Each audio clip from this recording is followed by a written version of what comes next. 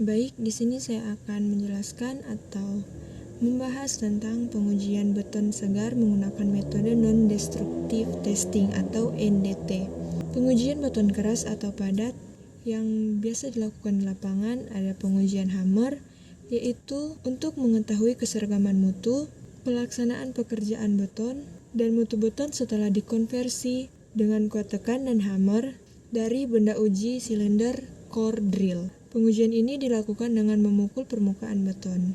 Yang kedua ada pengujian UPV, yaitu untuk mengetahui tingkat kepadatan beton dan mutu beton setelah dikonversi dengan kuat tekan ultrasonik dari benda uji silinder core drill. Pengujian ini memancarkan gelombang ultrasonik.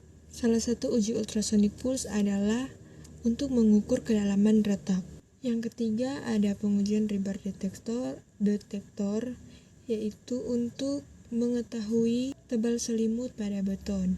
Pengujian ini bertujuan untuk mengetahui tebal selimut dan diameter tulangan. Keempat ada pengujian half cell potensial, yaitu untuk mengetahui kemungkinan terjadinya korosi pada baja tulangan beton yang ada dalam struktur beton bertulang tersebut.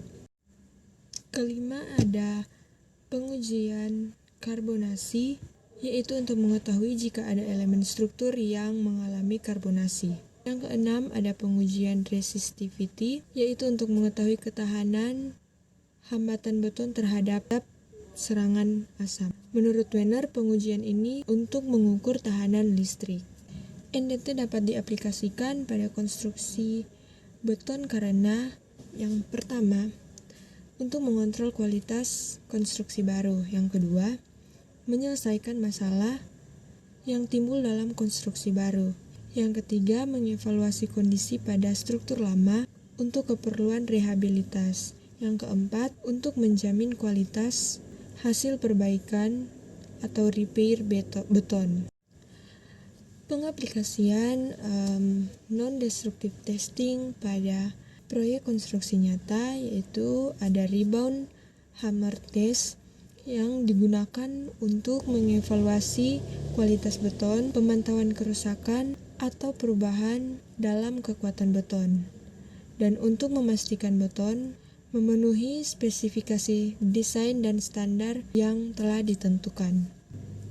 UPV digunakan untuk pemeliharaan dan evaluasi struktur untuk memastikan bangunan memenuhi standar keselamatan dan kualitas yang diperlukan. Tes potensial tulangan yaitu digunakan untuk menilai kinerja dan kekuatan tulangan dalam struktur beton. Pengukuran selimut beton yaitu salah satu aspek penting dalam memastikan kekuatan beton dan ketahanan suatu struktur. Dan terakhir, tes karbonasi. Dalam desain struktur, para insinyur perlu mempertimbangkan potensi karbonasi terutama pada proyek yang diharapkan bertahan lama.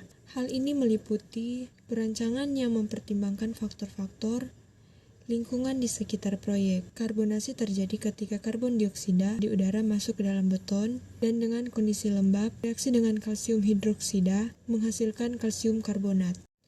Contoh kasus sederhana yaitu untuk memeriksa kerusakan pada dinding rumah. Kita dapat menerapkan metode NDT untuk memeriksa kerusakan yang ada pada dinding rumah tanpa merusak struktur bangunan tersebut. Pendapat saya tentang pentingnya NDT dalam menjaga keberlanjutan struktur bangunan yaitu dari metode ini kita dapat dengan mudah mendeteksi kemungkinan adanya retakan, korosi, atau kerusakan lainnya yang terjadi pada beton.